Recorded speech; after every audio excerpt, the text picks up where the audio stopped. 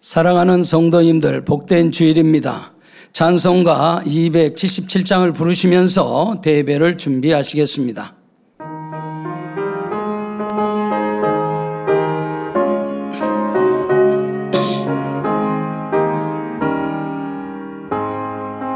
흑암에 사는 백성들을 보라. 수많은 심령 멸망하겠네.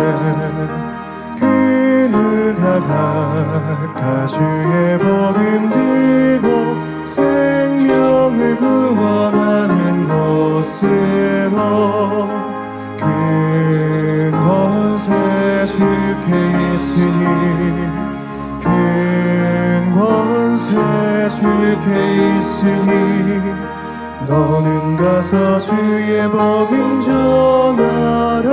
주가 너 항상 지키리라. 구원의 문은 넓게 열렸으니 십자가 분명 일어나거라. 너희의 힘을 하나로 뭉쳐서 죄악의 쇠사슬을 끊어라.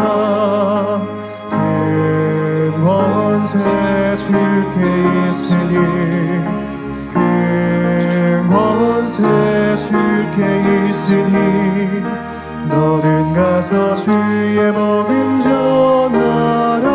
주가 너 항상 지키리라. 왜 너는 멸망길을 가려느냐. 주 음성 듣고 응답하여라. 널 구원하여 예수 죽었으니 생명의 이 복음을 전하라. 큰 권세 주께 있으니 큰 권세 주께 있으니 너는 가서 주의 복음 전하라. 주가 너 항상 지키리라. 온전한 미 승리의 그날에 영광과 찬송 주께 드리네. 속죄함이 더 구원받았으니 기쁘게 할렐루야 부르세. 큰 권세 주께 있으니 큰 권세 주께 있으니 너는 가서 주의 복음 전하라. 주가 너 항상 지키리라. 찬송가 265장 부르시겠습니다.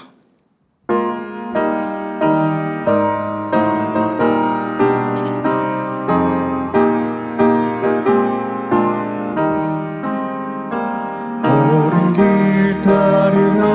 의의 길을 세계 만민이 의의 길.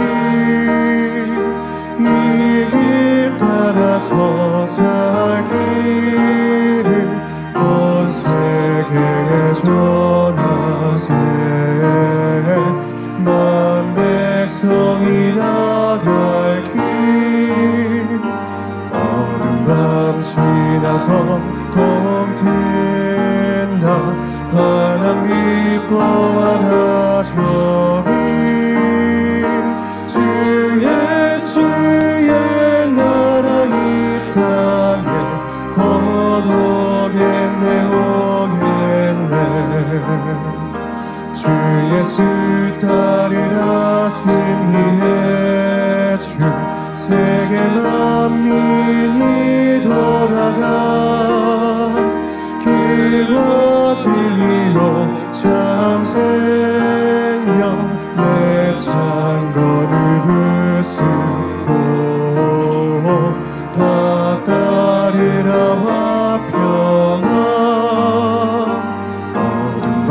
지나서 봄된다 환한 기뻐하라 저비 주 예수의 나라 이 땅에 거두겠네 오겠네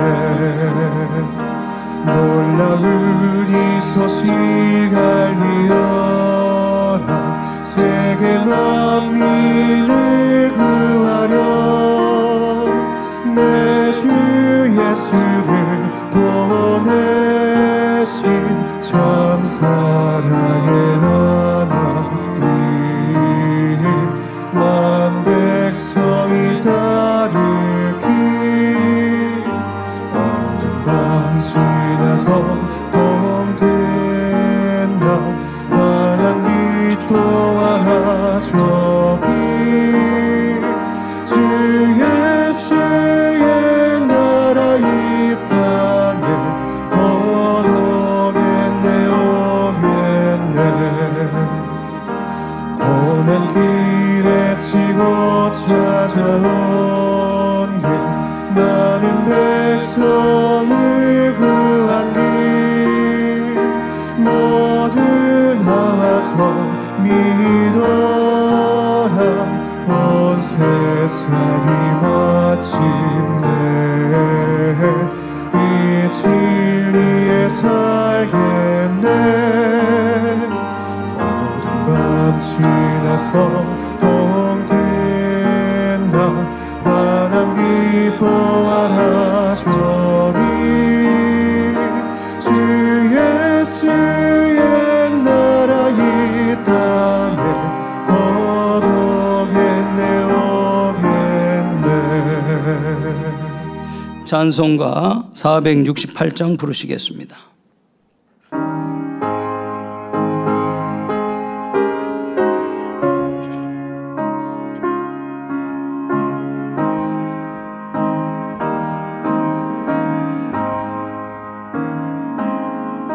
내 맘에 한 노래 있어 나 즐겁게 늘 부르네 이 노래를 부를 때에 큰 평화 임하도다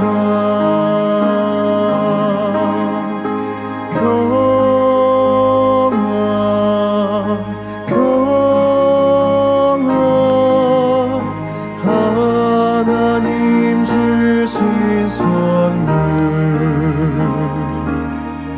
오 크고 놀라운 평화 하나님 선물이세 주 십자가에 달리사 날 구원해 주셨으며 주 예수님 고난받아 나 평화 누리도다 평화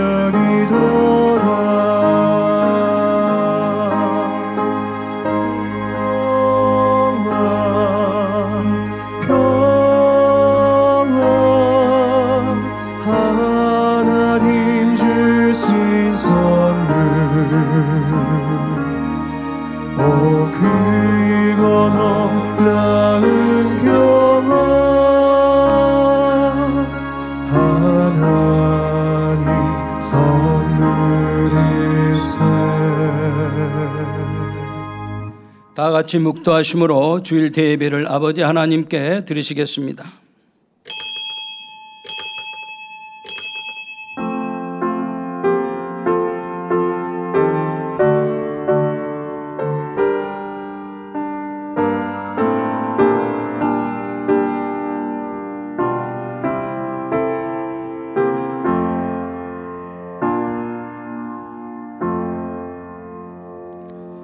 오직 심령으로 새롭게 되어 하나님을 따라 의와 진리의 거룩함으로 지으심을 받은 새 사람을 입으라. 아멘. 모두 자리에서 일어나 개찬송 36장 1절을 부르시겠습니다.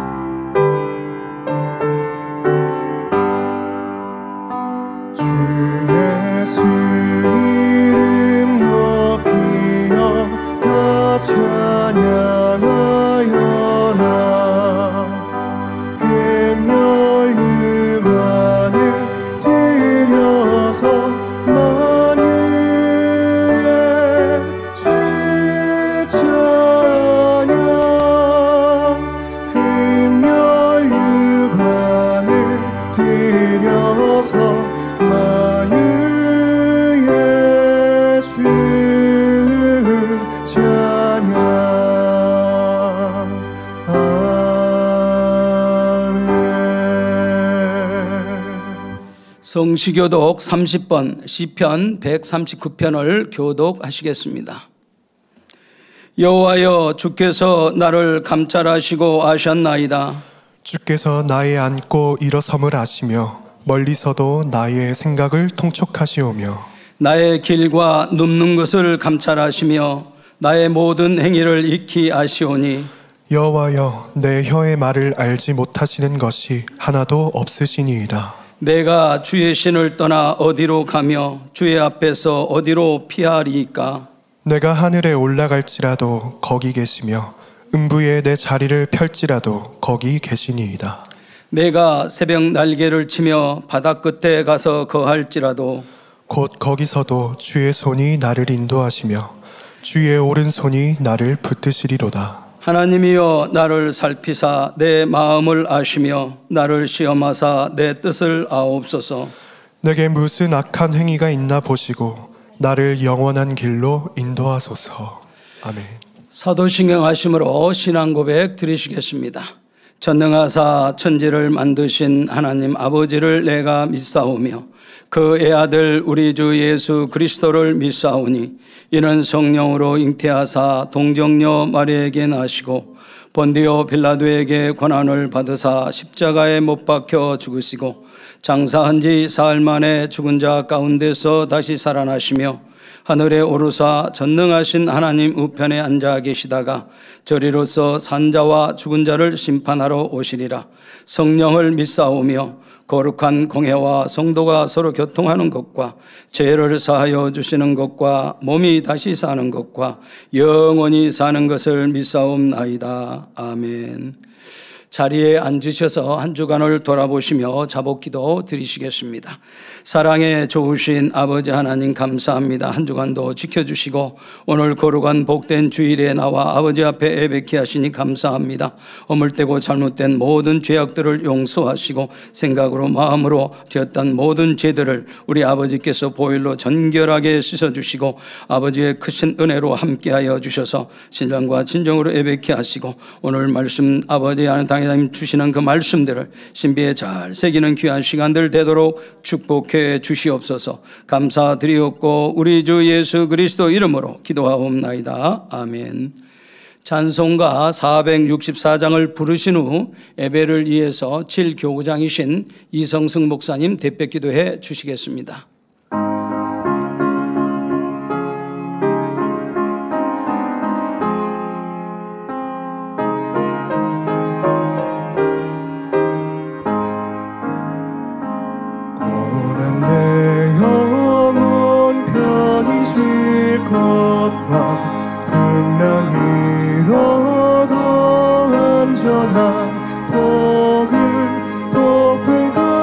폭풍까지도 다스리시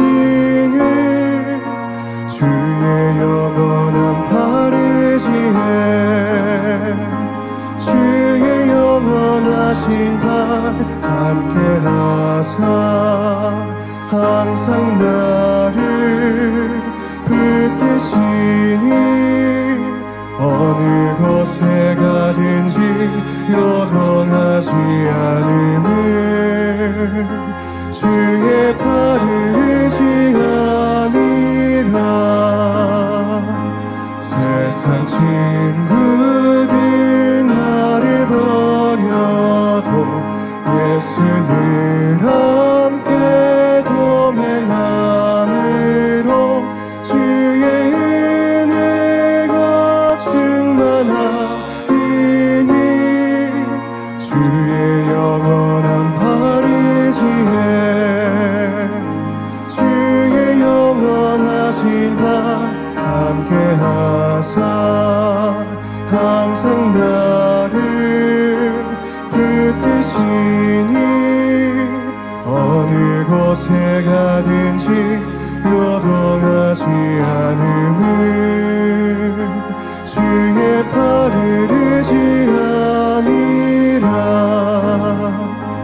나의 믿음이 연약해져도 미리 예비한 힘을 주시며 위태할 때도 안보하시는 주의 영원한 바르지에 주의 영원하신 발 함께 하사 항상 나를 붙드시니 어느 곳에 가든지 요동하지 않음은 주의 팔을 의지함이라. 능치 못한 것 주께 없으니 나의 일생을 주께 맡기며 나의 모든 짐 대신 지시는 주의 영원한 바르지에 주의 영원하신 발 함께 하사 항상 나를 붙드시니 어느 곳에 가든지 요동하지 않음은 주의 팔을 의지함이라. 할렐루야. 존귀와 영광과 찬송을 세세붕토록 받으시기에 지극히 합당하신 우리 아버지 하나님, 그 무덥던 폭염의 기세가 꺾이고 시원한 바람과 맑고 푸른 가을 하늘을 보며 계절의 변화 속에 우리 전능하신 창조주 하나님의 능력과 신성을 느껴보며 그 앞에 경배와 찬양을 올려드립니다.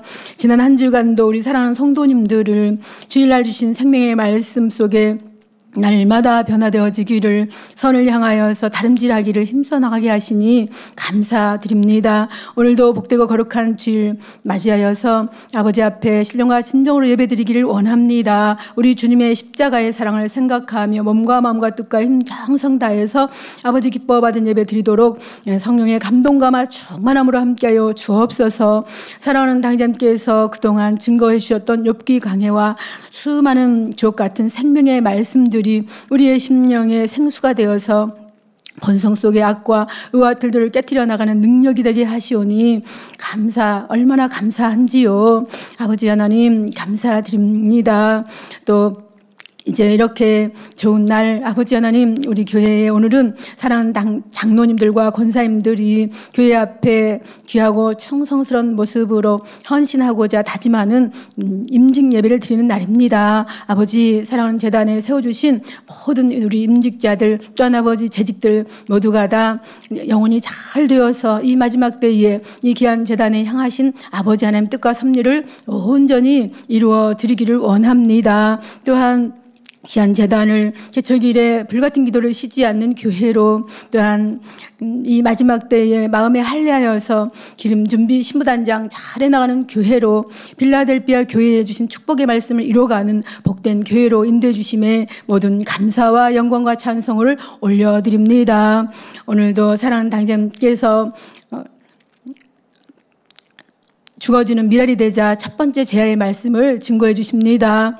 권세 있고 생명력 넘치는 불의 말씀 증거하실 때에 우리는 의에 줄이고 목마른 심령으로 마음으로 받아서 순종의 열매로 나오는 모두 되게 하여 주옵소서. 사회 보시는 우리 조육희 목사님 성령의 충만함으로 은혜로운 사회 잘 보시게 하여 주옵시고, 임마누엘 성가대와 니시 오케트의 찬양과 연주를 기뻐 흠양하여 주옵소서.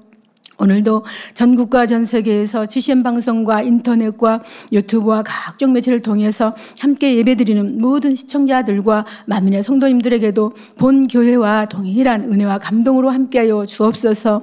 성전 곳곳마다 예배를 위해서 수고하고 헌신하고 봉사하는 모든 손길들 일일이 기억하여 주셔서 하늘의 상급됨으로 이 땅의 기름진 복으로 영혼이 잘 되는 복으로 함께해 주옵소서. 모든 예배를 통하여서 우리 아버지 하나님 홀로 영광 받아 주옵소서. 감사드리옵고 우리 주 예수 그리스도 이름으로 기도하옵나이다.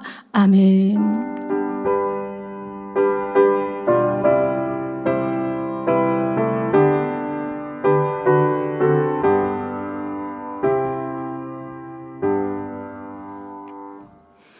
은혜 받으실 하나님의 말씀은 요한복음 12장 24절 말씀입니다.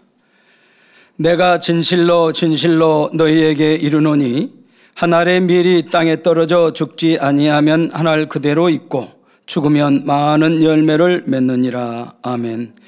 임마누엘 성가대 찬양과 니시 오케트라 연주 후 사랑하는 당회장님께서 죽어지는 미랄이 되자 첫 번째 말씀 증거해 주시겠습니다.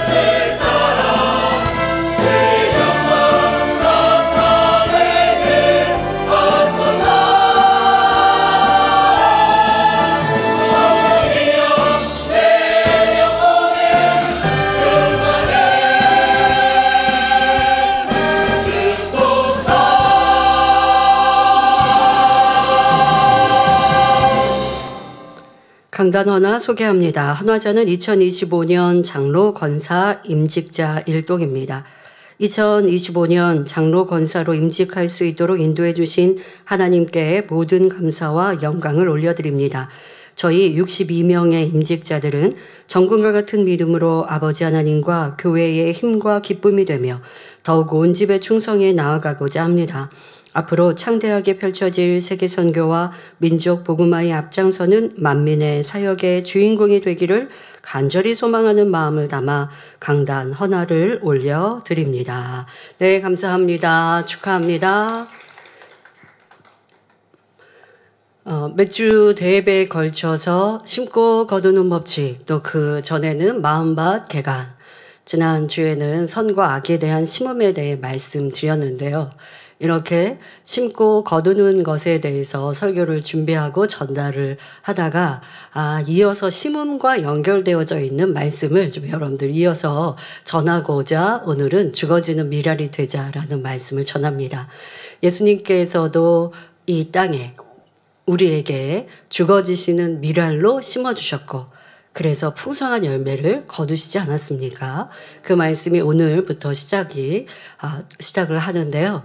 이렇게 오늘은 예수님을 시작으로 또 우리도 죽어질 때 열매를 맺는다라는 말씀을 드립니다. 그래서 마음밭 개간과 또 심고 거두는 또 무엇으로 심든지 그대로 거두리라 이런 말씀들을 쭉 여러분들이 함께 어우러서 내가 지난주에는 선과 악을 심는다 말씀 드렸고 우리도 오늘도 매 순간순간 무엇을 심느냐가 오늘의 열매를 맛볼 수도 있고 또 1년 뒤, 10년 뒤에 내가 겪고 나에게 다가오는 일들의 열매로 나타날 수 있습니다. 오늘 심은 일들이 그렇게 나타날 수 있는 것이죠. 그런데 가장 아름다운 심음은 바로 예수님과 같은 희생과 헌신과 사랑으로 심는 것이요. 또 오늘 이어 말씀드리겠습니다마는 여러분 자신도 죽어지며 심을 때, 죽어지는 심음, 이렇게 심어질 때 아름다운 영의 열매를 맺을 수 있다라는 말씀입니다. 이런 말씀들이 지금까지 전해드린 이 심음에 대한 말씀, 마음밭의 개간에 대한 말씀과 쭉 어우러져서 큰 능력과 은혜가 되시기를 바랍니다. 사랑하는 성도 여러분, 로마서 1장 20절에 창세로부터 그의 보이지 아니하는 것들, 곧 그의 영원하신 능력과 신성이 그 만드신 만물에 분명히 보여 알게 되나니 그러므로 저희가 핑계치 못할지니라 말씀하십니다. 이 말씀처럼 자연 속에는 하나님을 만나고 하나님을 인정할 수밖에 없는 놀라운 일들이 많이 있습니다. 또한 하나님께서는 동물과 달리 사람에게 생각하고 깨달을 수 있는 이성을 주셨지요. 그래서 사람들의 마음이 조금만 선해도 자연의 섭리를 보고 하나님의 살아계심과 역사하심을 느끼며 놀라운 하나님의 은혜를 깨달을 수 있습니다. 그러니 훗날 심판하실 때 어느 누구도 나는 하나님을 몰라서 믿지 못했습니다 라고 변명할 수가 없지요. 본문 요한복음 12장 24절에서도 예수님께서는 평범해 보이는 자연의 섭리를 비유로 들어 하나님의 깊고 오묘한 진리를 가르쳐 주십니다. 한 알의 밀이 땅에 떨어져서 죽으면 많은 열매를 맺는다는 경작의 법칙은 농사를 지어본 사람은 물론이요, 농사 경험이 없는 사람이라도 잘 알고 인정하는 자연의 법칙입니다. 그런데 이 말씀에는 영적인 중요한 의미가 담겨 있습니다. 바로 한 알의 밀은 예수님 자신을 비유하며 예수님께서 이 땅에 오셔서 온전히 죽으심으로 많은 열매를 맺으신다는 의미가 담겨 있지요. 그리고 우리도 예수님처럼 진리 안에서 하나님의 뜻을 따라 죽어지면 많은 열매를 맺게 된다는 사실도 담고 있습니다. 우리 성도님들은 이 말씀이 생명과 능력이 되셔서 하나님 앞에나 여러분의 삶에 풍성한 열매를 맺으시기를 주님의 이름으로 축원합니다. 먼저 한 알의 밀이 죽어져서 열매 맺는 과정을 간단히 살펴보겠습니다. 하나의 씨앗이 싹을 틔우기 위해서는 적당한 수분과 알맞은 온도, 공기가 필요합니다. 이 세 가지 조건이 적절하게 갖춰지면 씨앗 안에서는 변화가 일어나는데 바로 싹이 나고 뿌리가 나는 생명 활동이 시작되는 것이죠.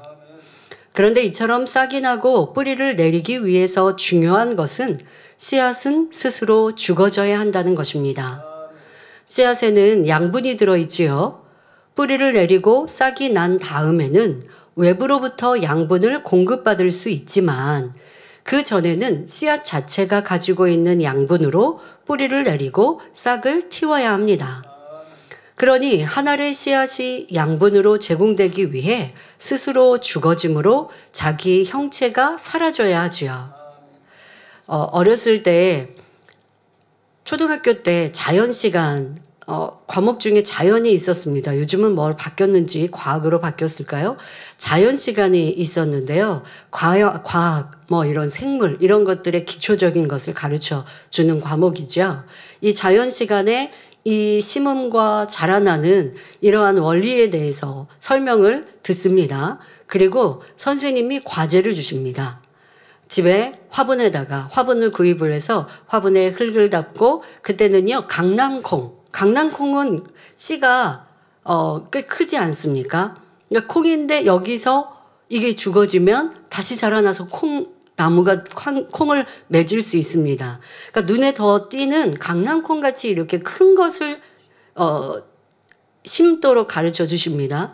그래서 강낭콩을 심어서 자라나게 키워보라고 이런 과제를 주셨습니다. 그러면 심은 날짜, 그리고 또 어떻게 심어야 되는지 너무 깊게 심어도 안 되고 또 너무 꾹꾹 눌러도 안 되고 너무 대충 심어도 안 되고 라고 하면서 선생님이 이렇게 설명을 해 주시고요. 그래서 집에서 심었던 생각이 납니다. 그런데 웬일입니까? 싹이 안 나는 거예요. 그러니까 오늘 싹이 날라나 내일 날라나 이게 학교 갔다 오면 먼저 하는 일이 그 화분 보는 일이었습니다. 굉장히 궁금한 거죠. 내가 심은 것에서 정말 싹이 날까? 떡잎이 날까? 이게 굉장히 궁금했고요. 그래서 되게 소중하게 했습니다. 그런데 이게 싹이 안 납니다. 싹이 안 나니까 급한 마음에 다시 흙을 파헤쳐 보니까 씨앗이 그대로 있더라고요. 오늘 말씀처럼 죽어져야 새싹을 내는 것인데 또 뿌리를 낼 수 있는데 죽어지지 않고 형태가 있는 그 씨앗이면 그거는 이제 씨에도 문제가 있는 것이고 제가 잘 못 심거나 잘 못 가꾼 거죠. 물을 너무나 많이 줘서 그랬다든가 이런 상황인 것이죠. 그리고 어떤 때는 이 씨앗에 뿌리같이 이렇게 났어요. 그런 거 여러분 경험해 보셨습니까? 씨앗에서 뿌리같이 이렇게 났는데 내가 이걸 파헤친 거죠. 그냥 뒀어야 되는데 인내하고 기다렸어야 되는데 위에 떡잎이 안 나왔다고 그걸 흙을 살짝 파헤쳐 봤더니 씨에서 뭔가 이렇게 뿌리 같은 조그만 게 뭔가 하얀 게 났는데 그러면 기다렸으면 떡잎이 나고 자랄 수 있었을 텐데 이미 흙을 헤쳐버렸으니까 다시 흙을 덮어도 자라기가 쉽지 않는 이러한 일도 기억이 납니다. 씨는 자기가 죽어져서 뿌리를 내고 또 잎으로 자라나고 그 다음에는 자기 형체조차도 없어진 것 같지만 뿌리가 나고 잎이 났으면 흙에서 이제 양분을 받아들이고 또 이파리에서는 잎사귀에서는 강합성으로 햇빛을 통하여서 양분을 만들게 되어지는데 그러기까지는 씨앗이 죽어져야 하는 이 과정이 꼭 있습니다. 그런데 씨앗이 형체조차도 없이 사라지고 죽어졌다고 해서 그것으로 끝난 것이 아닙니다. 분명 새로운 생명으로 탄생되어 결국 많은 열매를 거둘 수 있습니다. 이것은 우리가 익히 알고 있는 자연의 섭리이지만 사실 참으로 신비한 일입니다. 씨앗은 겉모양만 보면 마치 생명이 없는 것처럼 보입니다. 그런데 적절한 환경만 조성되면 생명 활동이 시작되어 스스로 죽어지고 새로운 생명으로 자라서 많은 열매를 맺습니다. 이 과정을 통해서도 분명 하나님의 신성을 느낄 수 있지요. 그런데 싹이 날 수 있는 모든 조건이 갖춰졌는데도 만일 씨앗이 스스로 죽지 않으려고 한다면 그 결과는 어떻게 될까요? 죽지 아니하면 한 알 그대로 있고 하신 대로 뿌리도 내릴 수 없으니 식물로 자라날 수도 없고 당연히 아무런 열매도 맺을 수 없습니다. 설령 싹을 틔웠어도 씨앗이 완전히 죽지 않으면 양분이 부족하여 잘 자라지 못하고 결국 그냥 버려질 것입니다. 이러한 자연의 법칙은 영계에서도 동일하게 적용됩니다. 그러면 본문에 한 알의 밀이 예수님 자신을 비유한 것이라 했는데 우리 예수님은 어떻게 완전히 죽어지셨는지 성경에서 살펴보겠습니다. 예수님의 죽으심은 우리가 잘 알고 있습니다. 십자가에서 그렇게 고난당하시고 생명을 우리에게 주시는 죽음으로 끝나셨죠. 그리고 부활하시고 우리의 생명, 우리의 영생 구원의 주가 되셨습니다. 이것은 알지만 죽어졌는데 그 죽어지는 과정, 이 과정도 우리는 꼭 기억해야 합니다. 그것이 우리에게 있어야 되는 것이거든요. 그러니까 여러분들이 내가 어떻게 죽어지나요? 오늘 죽어지는 미랄이 되자라고 한다고 생명을 놓으라는 게 아니잖아요. 우리의 육의 생명은 그대로 있습니다. 하지만 예수님이 그 죽으셨던 하나하나의 삶을 말씀을 드릴 때 여러분들의 모습 안에 삶에도 적용하시기가 더 쉽지요. 다시 한번 성경을 통해 살펴보겠습니다. 이사야 53장 4절부터 9절에 그는 실로 우리의 질고를 지고 우리의 슬픔을 당하였거늘 우리 때문에 인생 때문에 우리의 슬픔과 우리의 죄를 담당하셨는데 그런데 사람들은 어떻게 생각해요? 우리는 생각하기를 그는 징벌을 받아서 하나님에게 맞으며 고난을 당한다 하였노라. 그렇지 않지요. 예수님이 어떠한 죄로 인해 하나님께 버림받은 것이 아니라 우리 때문에 대신 죽음을 그 고난 고초를 당하셨습니다. 그가 찔림은 우리의 허물을 인함이요 그가 상함은 우리의 죄악을 인함이라. 그가 징계를 받음으로 우리가 평화를 누리고 그가 채찍에 맞음으로 우리가 나음을 입었도다. 우리는 다 양 같아서 그릇 행하여 각기 제 길로 갔거늘 여호와께서는 우리 무리의 죄악을 그에게 담당시키셨도다. 그가 곤욕을 당하여 괴로울 때에도 그 입을 열지 아니하였으며 하십니다. 여러분 예수님께서는 십자가의 고난과 죽음의 고통을 당하면서도 아버지 하나님 내가 왜 이런 처형을 당해야 합니까? 너무 힘듭니다. 너무 고통스럽습니다. 너무 목마릅니다. 라고 말씀하지 않으셨습니다. 왜 이 고난과 고초를 당하시는지 예수님은 알고 계시죠? 이 땅에 오실 때 이미 하나님께 그 사명을 부여받으시고 아멘으로 순종하셔서 이 땅에 오셨기 때문에 알고 계십니다. 예수님은 근본으로 이 땅에 오셨기 까닭에 사명을 다 알고 계시나 그런데도 육을 입고 계셨기 때문에 고통은 고스란히 다 당하시는 거예요. 예수님은 하나님의 아들이시니까 그냥 순종하여 그 길 가시면 됐지가 아닙니다. 우리 사람과 동일하게 나셨잖아요. 물과 피가 그대로 있으셨고 주무시지 않으면 피곤하시고 드시지 않으면 배고픔을 느끼십니다. 많이 걸으시면 발이 상하십니다. 그러나 우리 예수님이야 죄 없이 그 사역을 이루시니 우리 사람들처럼의 당하는 고통은 아니신다 할지라도 심한 고통에는 분명 아픔이 있고 찌르면 피가 나는 거고요. 아픔을 느끼시는 예수님이십니다. 죄 없이 이 모진 고난 고초 더더욱 인생들을 위한 희생과 헌신인데도 인생들은 예수님께 손가락질을 하고 돌을 던지며 침뱉는 이러한 슬프고 안타까운 상황에 예수님께서 한마디 알기는 알았는데 이 정도였나요? 하지 않으시고 인생들의 죄악과 인생들의 무지함을 보시면서도 나의 십자가의 죽음과 이 인간 경작을 위한 희생이 결국 저들에게도 회개의 역사로 구원의 길로 이르기를 믿으셨기에 기쁨으로 그 길을 가셨지 불평 원망하지 않으셨음을 기록하고 계시지요. 그러면 어떠하셨냐? 마치 도수장으로 끌려간 어린 양과 털 깎는 자 앞에 잠잠한 양같이 그 입을 열지 아니하셨습니다. 그가 곤욕과 신문을 당하고 끌려갔으니 그 세대 중에 누가 생각하기를 그가 산자의 땅에서 끊어짐은 마땅히 형벌받을 내 백성의 허물을 인함이라 하였으리요. 그는 강포를 행치 아니하였고 그 입에 괴사가 없었으나 그 무덤이 악인과 함께 되었으며 그 묘실이 부자와 함께 되었도다 기록합니다. 예수님께서는 아무 죄도 없으시면서 애매히 고난을 당하셨지만 잠잠한 양같이 그 입을 열지 않으셨고 강포를 행치 않으셨으며 그 입에는 괴사도 없으셨지요. 이렇게 죽어지되 완전히 죽어지신 거예요. 내가 죽어지는 길을 가겠는데 십자가에 처형은 당하겠는데 그런데 나도 좀 한마디 하자 하지 않으셨다는 거예요. 내가 이 원통함은 좀 말하자. 죽기는 죽겠는데 그래도 내가 사실은 좀 말해야겠다 하지 않으시고 묵묵히 그 길을 가시면서 무엇이 선이요, 무엇이 사랑이요, 무엇이 희생인지를 그대로 보여주셨습니다.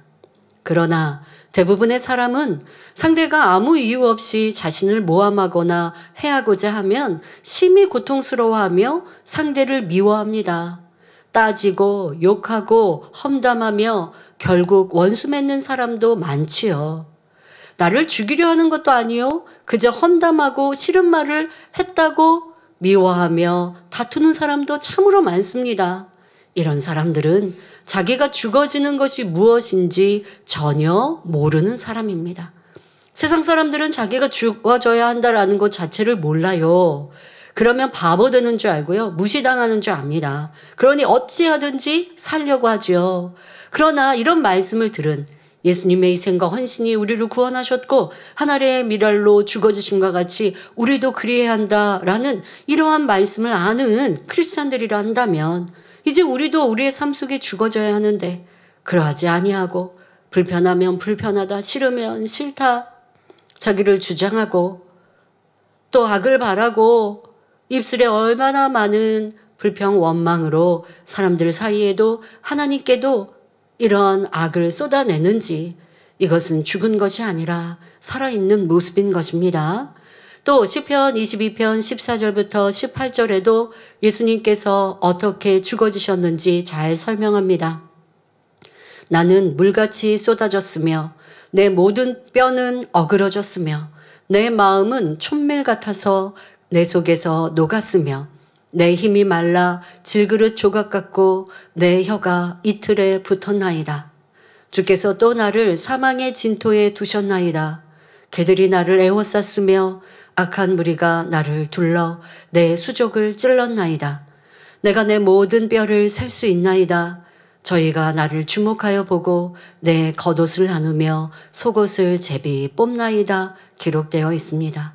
그리고 예수님은 그렇게 구약에 예언되어 있는 그대로 이 땅에 죽음 앞에 행하셨지요. 빌립보서 2장 6절부터 8절에도 그는 근본 하나님의 본체시나 하나님과 동등됨을 취할 것으로 여기지 아니하시고 오히려 자기를 비어 종의 형체를 가져 사람들과 같이 되었고 사람의 모양으로 나타나셨음에 자기를 낮추시고 죽기까지 복종하셨으니 곧 십자가에 죽으심이라 했습니다.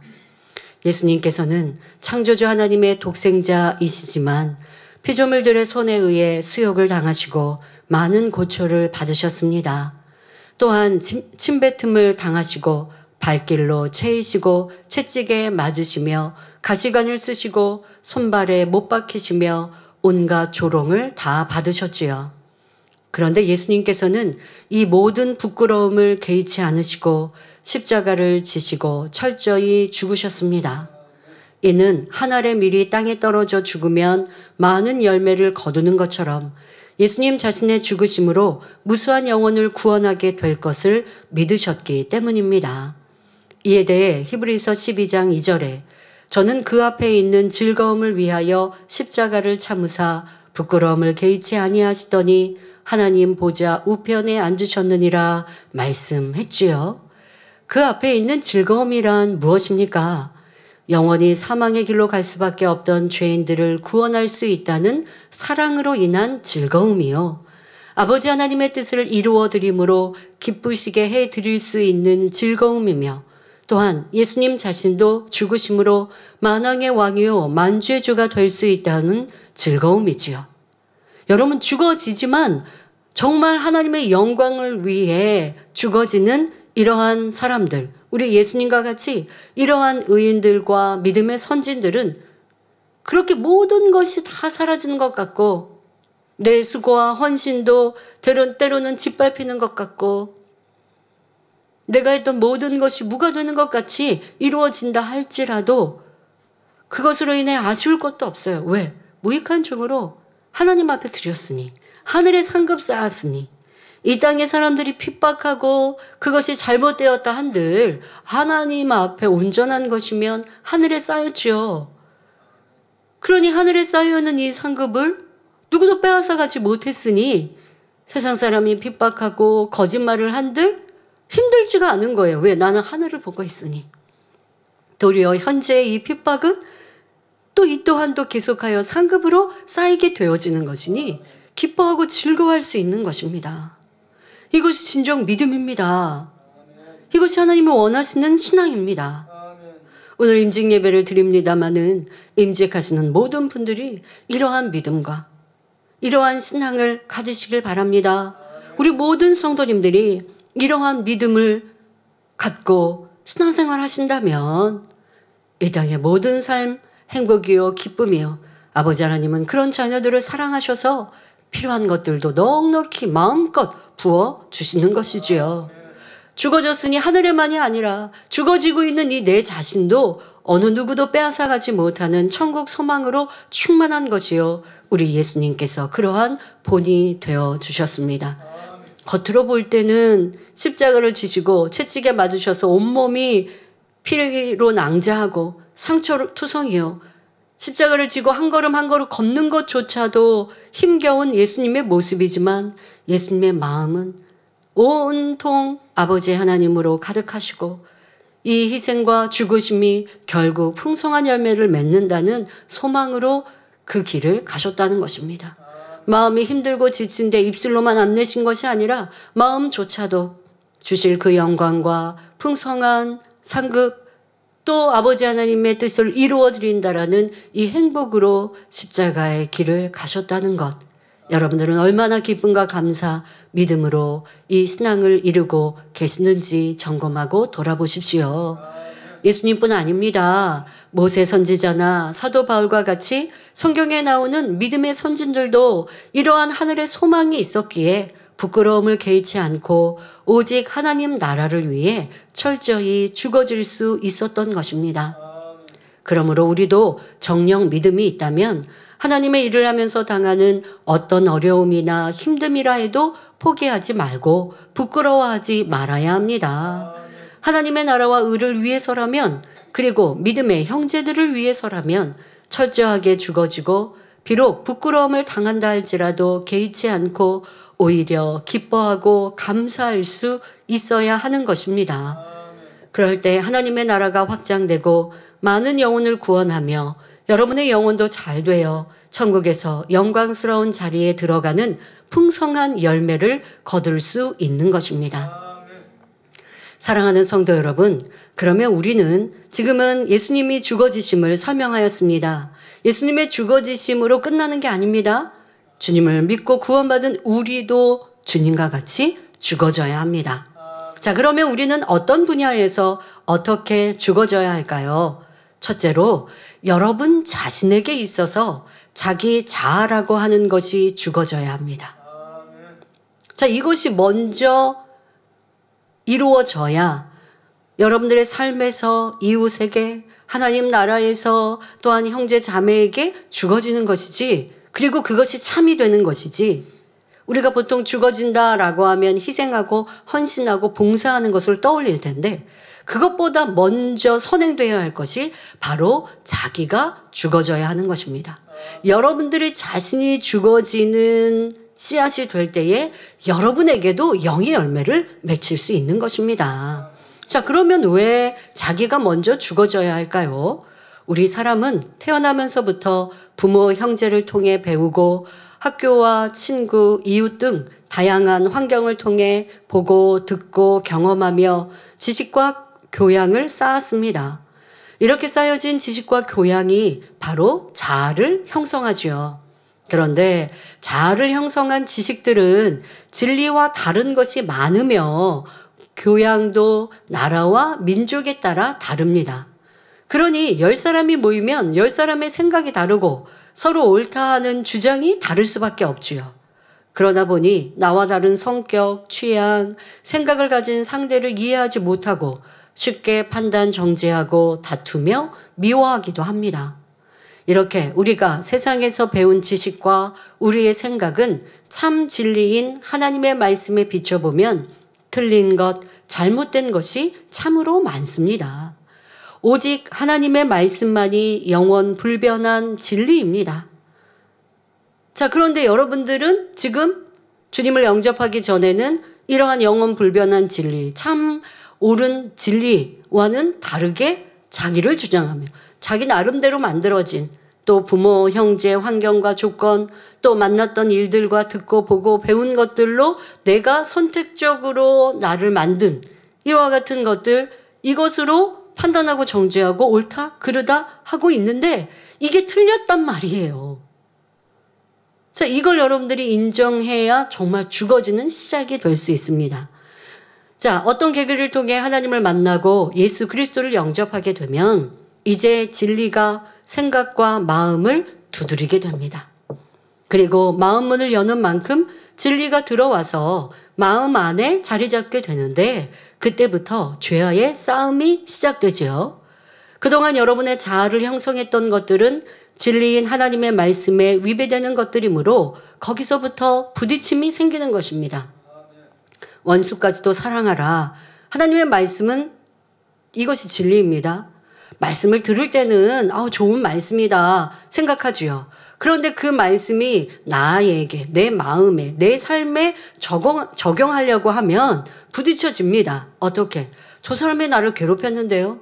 저 사람은 나를 이렇게 험담했는데요. 원수 맺지 않았는데 사랑하지 못할 이유가 뭐가 있겠습니까? 그럼 원수 맺었다. 그럼 원수까지 또 사랑하라 말씀대로 순종하면 돼요. 그런데 이 말씀, 진리는 참이고 옳다라고 생각하지만 그것이 내 마음 안에 적용되고 내 삶에 나타나려고 하면 부딪혀 온단 말이에요. 저 사람이 나를 이렇게 괴롭혔잖아요. 저 사람은요, 저를 있을 수 없는 행동으로 저에게 악을 행했거든요. 그런데 어떻게 사랑하라고요? 어떻게 사랑하라고요? 우리 예수님처럼 사랑하라고요. 내게 유익이 안 되어도 사랑해 주라고요. 이것이 사랑이라고요. 어떤 이들은 어떻게 자기를 합리화합니까? 저는요, 원수 맺지 않아요. 저 미워하는 거 아니에요. 근데 사랑하지도 않아요? 그러면 이것이 사랑이라고 하는 진리가 내 안에 이루어졌을까요? 아닙니다. 사랑하지 않았다면 사랑이 내 안에 맺히지 않은 거예요. 여러분들이 비진리의 것, 하나님의 말씀과 반대되는 비진리는 죽어지고 이 진리를 행해야 진리의 열매가 맺혀. 그것이 곧 영이죠. 사랑을 하려면 미움이라는 것이 썩어지고 죽어져야 돼요. 이 미움이라는 건 내 자아거든요. 싫은 사람은 믿고 나에게 유익이 안 되는 사람은 거리를 두고 아니면 내가 이렇게 보니까 내가 미워하는 건 아니지만 저 사람 굳이 사랑하기 위한 희생과 헌신 꼭 해야 돼? 라는 자기 유익을 구하는 마음? 이거는 사랑이 아니잖아요. 어느 쪽에 가까워요? 미움 쪽에 가까워요. 바로 자기를 사랑하는 쪽에 가까워요. 이게 죽어지지 않으면, 이런 자기 유익과 자기를 사랑하는 마음이 죽어지지 않으면 사랑이라는 열매가 내 안에 맺힐 수가 없어요. 그러니까 자기를 사랑하고 자기를 더 중요하게 여기고 하는 것들을 여러분들이 죽어져야 그 안에 사랑이 들어오고 사랑으로 열심히 행하면 사랑의 열매를 맺힐 수 있는 것인데 말씀을 처음에 듣고 행하려고 하면 이게 부딪혀 온다는 것입니다. 항상 기뻐하라 말씀하시는데 아니 내 삶에는 기뻐할 조건이 없는데요. 나도 당신처럼 아니 교회 어떤 일꾼처럼 좋은 일만 있으면 가정에 복음만 되고 누가 나를 건드리는 일 없고 이렇게 좋은 일만 있으면 나도 기뻐할 수 있죠. 처음엔 그렇게 생각할 수 있습니다. 하나님 말씀을 내가 밀어내고 있는 거예요. 말씀과 내가 자꾸 이 반대로 가고 있는 거예요. 그런데 점점점 깨어지고 나를 낮추고 내가 죽어져야겠다. 어느 순간에 말씀을 듣고 있는데 왜 내 삶에는 열매가 없지? 이렇게 이제 깨닫게 되어지면 나도 기도한다고 하고 하나님 일에 하나님을 사랑한다고 말하는데 왜 하나님의 사랑받는 증거가 이렇게 부족하지? 라는 것을 깨달을 때는 이제 자기를 더 깊이 돌아봅니다. 아니 말씀은 말씀이요 나는 나요. 이게 내가 살아있는 거예요. 그럴 때 안 되겠구나. 내가 죽어지고 말씀이 내 안에 살아 역사하시도록 해야겠구나. 그러고 보니까 항상 기뻐하라는 말씀과 나는 기뻐하지 못할 조건이 이렇게 많잖아요. 그러니 나를 좀 이해해 주세요. 아니면 하나님께서 나 기뻐하지 못할 조건들을 다 바꿔서 기뻐할 조건들로 해주시면 기뻐할게요. 이렇게 억지로 부리지 않습니까? 그러나 하나님은 뭐예요? 기뻐하지 못한 조건에서 기뻐해라. 그러면 기뻐하지 못할 조건이 기뻐할 조건으로 바뀔 수 있도록 내가 도와줄게 하시는 거지. 내가 행하지 않고 하나님 바꿔주세요는 절대 이루어지지 않습니다. 이렇게 여러분들이 하나님의 말씀과 지금까지 내가 살아왔던 내 유익과 내 자아와 여러분 우리 자아라는 거 다시 쉽게 말하면요. 자기 사랑하는 거예요. 우리가 얼마나 자기를 사랑하고 소중히 귀히 여기는데요. 이러한 것들과 하나님의 말씀과 진리가 달라서 부딪혀질 때 여러분은 어떠하고 계십니까? 자, 이때 믿음이 있으면 내 생각과 이론, 내 유익보다 하나님의 말씀이 옳음을 믿기 때문에 자기를 부인할 수밖에 없습니다. 이것이 자기가 죽어지기 시작하는 것이지요. 진리인 하나님의 말씀에 위배되는 내 생각과 이론, 행함이 발견될 때 즉시 자기가 틀렸음을 인정하고 옳지 않은 그것을 벗어내고 진리로 변화시키기 위한 싸움을 해야 합니다. 그런데 자기 자아가 죽어지는 것은 쉽지만은 않습니다. 예를 들어 드린 대로 누가 나 미워하는데 욕하는데 그 사람에게 가서 손 내밀고 그 사람과 화평하는 거 상대방이 잘못해놓고 도리어 큰 소리를 친단 말이에요. 그런데 가서 내가 미안하다고 하거나 아니면 미안한 일이 없을 땐 미안하다 할 건 아니지만 나를 그렇게 힘들게 하는 사람과도 얼굴에 미소를 띠고 대화하고 저 사람이 나를 미워하는 이유가 무엇일까? 내가 신뢰를 범한 것은 있을까? 아니면 뭐가 오해한 것이 있을까? 어떻게 풀까? 그런 게 없는데도 뭐 시기 질투해서 미워할 수 있잖아요. 그러면 내가 더 상대에게 선행을 행하여서 그 마음을 움직여야지. 뭐 이렇게 여러분들의 수고가 필요하단 말이에요. 자, 그런데 이게 쉽지만은 않습니다. 그러나 해야 하는 일이죠. 히브리서 12장 4절에 너희가 죄와 싸우되 아직 피 흘리기까지는 대항치 아니하고 라고 말씀하십니다. 이는 죄와 싸울 때는 힘써 싸워야 한다는 말씀입니다. 마음의 비질리를 벗어버리는 죄와의 싸움이 얼마나 치열한 싸움인지를 알려주시는 것이지요. 마음의 비질리는 대충 회개한다고 벗어지는 것이 아니라 열심히 땀 흘리며 부르짖어 기도할 때 벗어집니다. 이렇게 열심히 죄와 싸워 나갈 때 하나님께서 그 노력을 보시고 은혜를 주실 뿐 아니라 불세례를 내려주셔서 죄성을 태워주시는 등 죄를 버릴 수 있는 능력을 주십니다. 또 행할 수 있는 은혜를 주시죠. 성령의 도우심 속에 내 안에 있던 죄의 속성들을 버리고 주님의 마음을 담게 되는 것입니다. 이렇게 몸과 결합된 죄성이 태워지는 만큼 육신의 사람이 아니라 영의 사람이 됩니다. 그래서 로마서 8장 13절에 너희가 육신대로 살면 반드시 죽을 것이로되 영으로서 몸의 행실을 죽이면 살리니 하셨지요. 이것이 바로 여러분 자신에게 있어서 자아가 죽어지는 것입니다. 다시 말해 하나님의 뜻, 진리와 위배되는 자기 안의 죄악을 벗어버리는 것이지요. 자, 여러분, 이 싸움을 열심히 하셔야 합니다. 내가 죽어지는 것, 내 옳다 하는 것들이 깨어지는 것. 자, 이 수고를 하는 동안에는 조금 힘들 수가 있어요. 아직 내가 온전히 말씀에 순종하는 단계에 이르기 전까지는 이 과정이 왜 나만 바보 되는 것 같고 나만 희생하는 것 같고 때로는 계산하다가 아깝기도 하고 자, 그러나 가야 하는 길 그리고 그 어렵고 힘들 때를 지나고 나면 이제는 힘들지 않게 내가 죽어지고 또 기쁨으로 죽어질 수 있는 단계에 이르기까지는 열심히 수고하셔야 합니다. 네, 자기가 죽어질 때도 단계가 있습니다. 이제 주님을 영접한 믿음의 1단계는 무엇이 죽어져야 하느냐, 가장 또 죽어져야 되는 우선적으로 여러분들이 타겟을 삼을 것은 바로 말씀을 들으며 의심되고 믿어지지 않는 하나님의 말씀과 기사와 표적 등에 대한 의심을 물리치는 노력을 해야 합니다. 이것이 이제 많은 죽어져야 될 것이 많이 있지만 우선 타겟으로 삼을 것. 아, 내가 자꾸 그게 맞을까? 어떻게 그럴 수 있지? 하는 의심. 그런데 이 제단은요, 여러분들에게 증거 없이 말하는 일은 없습니다. 치료와 응답, 우리 성도들이 스스로 체험하고 스스로 나타난 일들에 대한 간증이에요. 그냥 하나님은 이렇게 치료하시고요, 응답하세요가 아니라 여러분들의 삶에서 드러나고 나타난 하나님을 만난 체험들, 진실한 간증들입니다. 그러니 육신의 생각으로 믿어지지 않는다고 해서 의심하면 어떡할 건데, 그 사람이 그랬다는데 어떡해요. 그럼 이 의심을 물리치는 방법 중에 하나가, 전에 원로 목사님 그러셨어요. 그렇게 간증하는 분을 찾아가서 진짜인지 물어보라고. 하도 나에게 의심이 되면 그렇게라도 하라고. 그래서 진짜인지 가짜인지 물어보고, 진짜라면, 근데 그게 한 사람 할 필요 없어요. 많은 사람이 있으니까 많은 사람들 중에 찾아가세요. 그럼 찾아가려면 교구자님께 우선 여러분들 교구 안에 이러한 치료받아서 간증한 분들 좀 만나게 해주세요.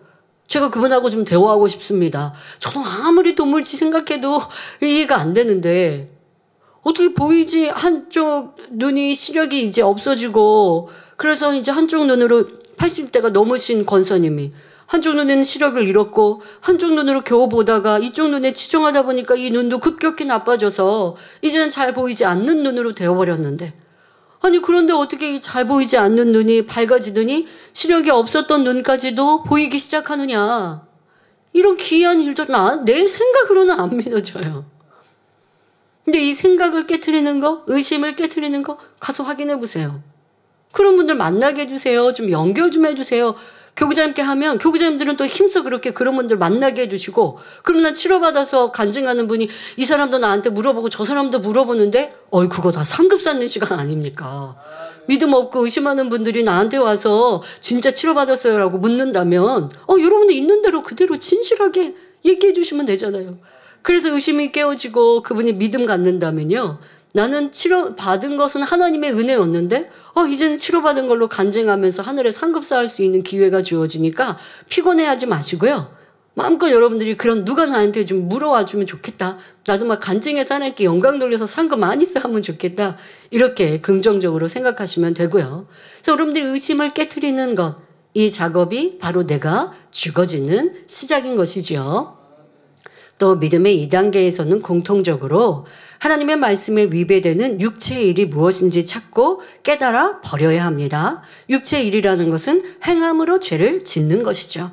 그러면 이렇게 할 때 어떻게 해야 돼요? 이 죄, 하나님은 어떠한 것을 죄라고 하시는지도 말씀을 듣고 알아야 할 것이고, 그리고 알았다면, 그런데 꼭 말씀도 열심히 또 찾아 들으시고요. 은혜 받고 믿음이 생겼으면 이제 교회 생활 내가 못했던 그 기간 중에 전해진 말씀, 또 죄면 죄가 무엇인지 또 알아야 하는 것이고, 죄도 보니까 육체의 일도 있고 육신의 일도 있고 육신의 생각도 있고 이렇게 많은 것들이 있는데 알아야 그래야 내 것 되지요. 그러니까 말씀도 듣고 들으면서 깨달았다면 이제는 행함으로 나타나기 위해 수고해서 죄를 버려가야 되고, 또한 믿음의 3단계에서는 자신에게 있는 육신의 일이 무엇인지 찾고 힘써 버려 나아가는 만큼 자아가 죽어지고 하나님의 형상을 닮아갑니다.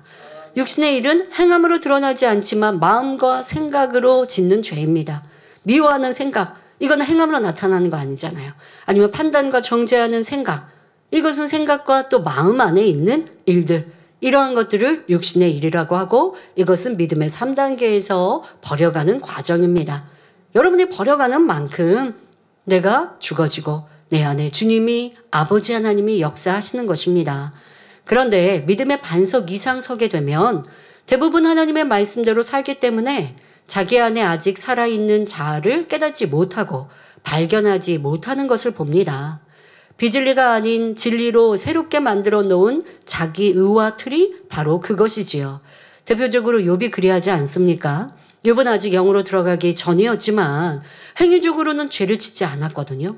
그래서 나는 잘못이 없는데 왜 이런 연단을 하셨습니까? 하고 하나님께 원망하더라는 것이지요.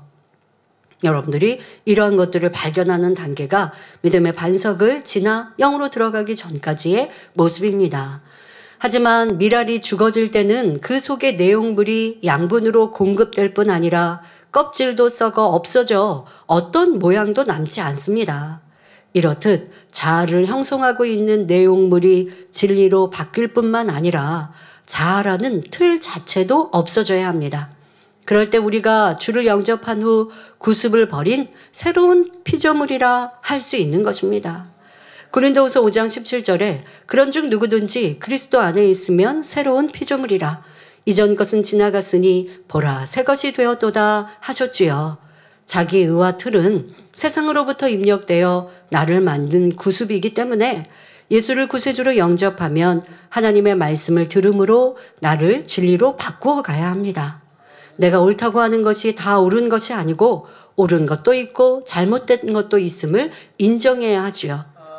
욥의 친구들이 욥에게 진리를 가지고 지적하고 권면하고 질타합니다. 그 말하는 진리는 죄를 지은 사람에게 하나님은 연단하시고 또 책망하시지 죄 없는 사람에게 그러실 리가 있어? 이 말이었지요.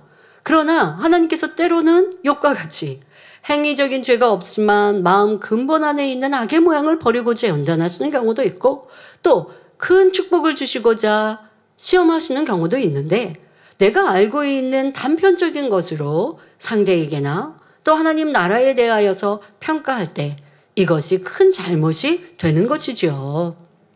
그러니 아무리 내가 영으로 들어가고 온영으로 들어갔어도 내 생각이 다 맞닿지 않습니다. 도리어 영으로 온영으로 들어가면 이게 꽉 찬 곡식처럼 벼 이삭이 꽉 차서 고개를 숙이는 것처럼 더 겸손하고 겸비해집니다. 그래서 어떤 대화 속에 내 생각을 알겠는데 상대방은 자기 주장이 있고 그게 맞대요. 그런데 도리어 내가 더 하나님의 형상을 닮아가는 사람이라면 그래요? 하고 넘어가요. 우리 원로 목사님이 그러셨던 것처럼 주장하지 않아요. 그게 육적인 이 세상의 지식이나 세상의 방법 또 하나님의 진리는 타협하는 건 없지만 상대가 하나님의 진리를 영의 사람, 온영의 사람 앞에서 주장하겠습니까? 그럴 일은 없으니까 대부분 육의 삶에서 아니면 뭔가를 듣고 느끼고 생각하고 하는 것들이겠죠. 이런 것들을 상대가 주장한들 내가 머리니까 하고 내 말이 맞아 하지 않고 도리어 다시 한번 살펴볼게요 한다든가 상대방은 이런 생각을 하는구나 하고 다 인정해주고 받아들이는 넓은 마음을 가질 수 있어요. 그런데 내가 영으로도 들어가지 않았는데 내 생각이 없고 내 말이 맞고 왜 이렇게 할까 왜 저렇게 할까 라고 하는 거 이렇게 할까 저도요 성장 과정과 사역을 하면서 왜 이렇게 하지 저렇게 하면 참 좋겠는데 그런 생각을 한 적들이 많이 있습니다. 그런데 내 마음 안에 선과 사랑이 채워지니까 저분은 저렇게 생각을 저렇게 하는 이유가 있겠지. 이유가 있는데 별로 특별한 이유는 없어요. 때로는 게을러서 그렇게 하고 있거나 발전 없이 그렇게 해요. 그럴 때 그것도 되게 답답한 적이 있었습니다. 이유 될 게 없잖아요. 그런데 능력이 없거나 지혜가 없는 것도 이해해 줘야겠더라고요. 그걸 답답해하면 나만 손해예요. 능력이 없고 지혜가 없는데 능력 없다고 계속 지적할 거예요. 그러면 얼마나 상대는 힘들겠습니까? 근데 이때 지적하는 사람은 뭐라고 생각할까요? 내가 지적하는 게 틀렸어? 내가 지적하는 게 잘못됐어? 라고 말하겠죠. 틀린 거 아니고 잘못된 거 아니지만 더 깊은 선에는 미치지 못하는 것이니까. 이렇게 진리로 또 생각하면 상대가 맞고 틀린 게 아니라 내가 부족하구나. 내가 하나님의 선과 사랑에 부족하여서 아직도 내가 옳다고 상대는 틀렸다고 하구나. 이런 마음이 되면요. 더 죽어지는 거예요. 이런 자세가 돼야 자아가 빨리 깨어집니다. 하나님 말씀만이 참이기 때문에 나의 경험도 나를 만든 모든 자아와 틀도 진리로 다 바꿔야 합니다. 어떤 것은 죄는 아니라 해도 행동상의 문제, 육체의 결여라 할지라도 버려나가야 온전히 자기를 죽이고 주님으로만 채운 하나님의 사람이 될 수 있지요. 그런데 이렇게 하나님의 말씀을 들으면서 마음속의 악과 비진리를 발견하고 진리로 변화시키기 위한 죄와의 싸움이 시작될 때 크게 두 종류의 사람의 모습을 볼 수 있습니다. 시간이 많이 갔기 때문에 여기서부터는 다음 시간에 말씀을 드리도록 하겠습니다. 오늘은 예수님의 죽으심, 그리고 그냥 십자가에 죽으셨다로 끝나는 게 아니라 그 과정이 얼마나 낮아지시고 내가 없고 내 감정, 내 느낌도 없는 오직 아버지의 영광이었고 아버지의 선과 사랑 자체이셨던 예수님의 죽으심을 기억하여 우리도 그리해야 한다 말씀드렸고요. 구체적으로 우리가 죽어지되 바로 먼저 죽어져야 할 것은 우리의 자아, 나의 자아라고 하는 것. 여러분들의 생각, 여러분들의 느낌, 여러분의 행동을 항상 진리로 비춰보고 선과 사랑으로 비춰보아 진리에 어긋난 것이 있다면 틀렸어, 잘못됐어 라고 하는 자세, 그리고 진리로 채워갈 때에 아름다운 주님의 참 자녀가 내 안에 주님의 형상이 이루어질 수 있는 것입니다. 그러한 여러분들로 더 힘써 노력하시길 바랍니다. 또 오늘 임직하시는 모든 임직자들도 이러한 주님의 죽으심과 같이 여러분들의 삶에서도 여러분 자신에게도 더 깨어지고 죽어지는 모든 임직자들, 사랑하는 성도님들이 되시길 바랍니다. 환자를 위해 기도합니다. 아픈 분들은 아픈 것 위에 손을 얹으시고 아프지 않으신 분들은 마음의 소원을 가지고 기도 받으시기 바랍니다. 좋으신 아버지 하나님, 이 시간 우리가 온전히 깨어지고 죽어져 내 안에 주님이 살아 역사하시고 아버지의 형상이 나타나길 원합니다. 말씀을 들은 모든 성도님들과 오늘 특별히 임직하는 모든 임직자들이 이 말씀이 능력이 되어 우리가 어느 곳에든지 심어지며 풍성한 열매를 맺기에 부족함이 없게 하여 주옵소서. 이 시간 예배하며 기도받는 모든 성도님들마다 친히 안수하여 주옵소서. 전국 전 세계 사랑하는 모든 성도님들 또한 GCN 시청자들 위해 친히 안수하여 주시고 모든 질병균들 연약함들 성령의 불로 깨끗게 온전케 하여 주옵소서. 예수 그리스도의 이름으로 명하노니 모든 질병 균들아 연약함아 성령의 불로 템받고 깨끗하고 온전함을 받을지어다. 몸에 어떠한 질병들 고질병이라 한다 할지라도 의학으로 과학으로 아니 되어지는 질병 균들과 연약함이라 한다 할지라도 이 시간 깨끗게 하시고 강건케 하여 주옵소서. 또한 주님의 보혈의 피로 또한 우리의 모든 죄악도 태우시며 깨끗게 온전케 하시며 죄에 막힌 남들도 헐어서 강건함을 얻는 치료받고 응답받는 모든 성도님들 되게 하여 주옵소서. 학생들도 학생의 본분 잘 감당하게 하여 주옵시며 한 주간도 전국 전 세계 만민의 성도님들과 모든 지교회들 지키시고 보호하시사 평안케 하여 주옵시고 더 하나님의 기뻐하시는 날들이 되게 하여 주옵소서. 오늘 정령 예배는 임직 예배가 있습니다. 임직자들의 가족과 또 함께 참여하는 모든 이들에게도 큰 은혜와 감동이 되는 예배가 되게 하시고 축복하여 주옵소서. 감사드리며 우리 주 예수 그리스도의 이름으로 기도하옵나이다. 아멘. 만민찬양 149장 하늘 영광 두 번째를 부르시면서 준비하신 헌금 드리시겠습니다.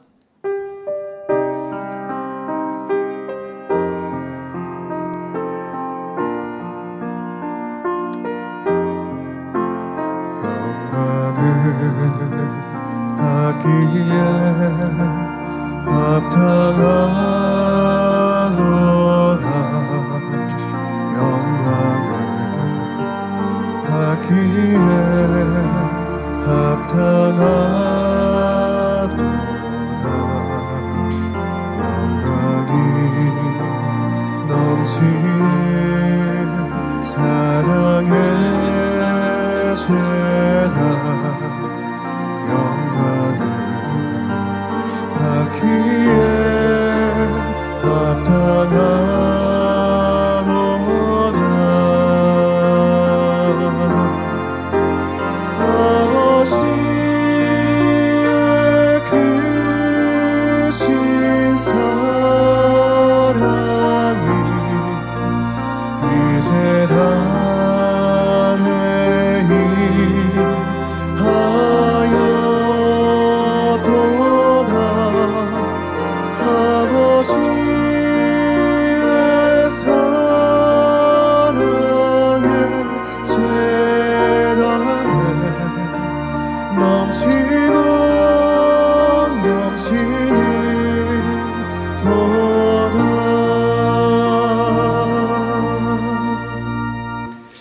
전해드리는 말씀입니다. 본교회에 등록하신 분들을 진심으로 환영합니다.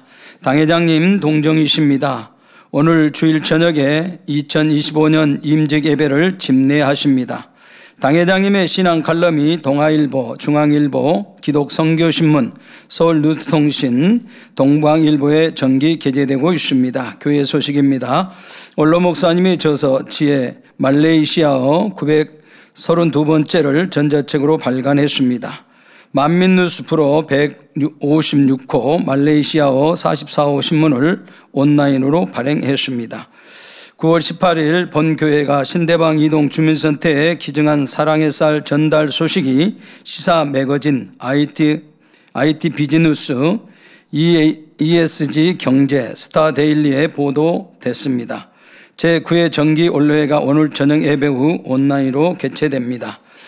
오늘 주일 저녁 예배는 2025년 임직 예배로 드립니다. 임직자는 총 62명이며 시무장로 3명, 명예장로 2명, 협동장로 1명, 시무권사 39명, 명예권사 17명입니다. 임직하시는 분들께서 기념타월을 준비해 주셨습니다. 9월 치유집회가 금요철야 예배시 당회장님의 인도로 있습니다. 준비 찬양은 오후 10시 40분부터 시작되며 실시간 간증 접수를 받습니다. 전화 818-7300으로 연락 주시면 되겠습니다. 자세한 사항은 교회 홈페이지와 모바일 앱을 참고해 주시기 바랍니다. 주의 집회를 이안 성령 충만 다니엘 철야가 9월 22일 월요일부터 28일 주일까지 당회장님의 인도로 진행됩니다. 성도님들의 많은 참석 바랍니다. 월요일부터 수요일까지 생방송으로 진행되며 준비 찬양은 오후 8시 50분부터입니다. 지난 7월 20일에 있었던 집중호우 피해 복구 현장의 본교회 자원봉사에 대해 가평 군수께서 보내온 서신입니다. 지난 7월 20일 가평군은 시간당 150mm가 넘는 기록적인 폭우로 참으로 큰 상처를 입었습니다. 안타깝게도 7명의 소중한 생명을 잃었고 약 1,200억 원에 달하는 막대한 재산 피해가 발생했습니다. 주택이 침수 붕괴되고 농경지와 비닐하우스, 축수산시설, 소상공인들의 삶의 터전이 순식간에 사라지는 참혹한 현실 앞에서 우리 군민들은 깊은 절망에 빠졌습니다. 그러나 그 절망의 순간 보내주신 따뜻한 손길이 우리를 다시 일으켜 세웠고 용기를 주었습니다. 무더위 속에서도 한 걸음에 달려와 구순땀을 흘려주신 헌신은 저희에게 큰 위로와 희망이 되었습니다. 아픔을 함께 나눠주신 따뜻한 정성 하나하나가 우리 가평군의 빠른 회복을 이끌었고 다시금 공동체의 소중함을 일깨워 주었습니다. 보내주신 따뜻한 성원 위에 우리 군은 모든 역량을 모아 이전보다 더 힘찬 미래를 만들어 가겠습니다. 희망과 용기를 주셔서 거듭 깊은 감사의 말씀을 드립니다. 가평군은 여러분의 사랑과 기대에 부응해 빠른 회복과 힘찬 재기를 통해 보답하겠습니다. 따뜻한 위로와 용기를 주신 존경하는 만민주한교회 이수진 목사님께 항상 건강과 행복이 가득하길 기원드립니다. 진심으로 감사합니다. 우리 교회에 주시는 편지이지요. 2025년 9월 가평군수 서태원님 보내주셨습니다. 네, 감사합니다. 당회장님께서 드리신 헌금을 위해 기도해 주시겠습니다. 아버지 하나님 11조 드립니다. 감사임을 생일 감사임을 여러모로 감사임을 드립니다. 구제 선교 찬조로 성전 건축헌금 GCN 방송 성교헌금으로 드립니다. 작정했던 예물도 드립니다. 주일 헌금으로 드립니다. 친히 안수하여 누르고 흔들어 넘치도록 축복하시며 마음에서 온 간구와 기도에 응답해 주시길 원합니다. 가정일터 사업터를 지켜주시고 축복해 주셔서 더욱 11조가 불어나며 감사의 조건이 넘치는 축복 주옵소서. 행한 대로 심은 대로 30배 60배 100배 이상으로 축복해 주시길 원합니다. 주여 감사합니다. 우리 주 예수 그리스도의 이름으로 기도하옵나이다. 아멘. 새 겨울을 환영하는 시간입니다. 등록한 분들의 이름을 부를 때 자리에서 일어나 주시면 당회장님께서 기도해 드리고 환영하는 시간을 갖겠습니다. 최선자 지역장 임도한 성민경 성도님, 요소희 구역장임 인도한 손아 성도님, 임수진 조장임 인도한 장강 성도님, 임수진 조장임 인도한 후메리 성도님, 전옥분 조장임 인도한 김근식 성도님, 김인규 집사님 인도한 김대근 성도님, 신종업 구역장이 인도한 김옥란 성도님, 성경남 조장님 인도한 박백합 성도님, 성경 조장님 인도한 황희지 성도님, 박배순 지역 권사님 인도한 김윤배 성도님, 김소담 조장님 인도한 지재남 성도님, 조남숙 권사님 인도한 김의배 성도님,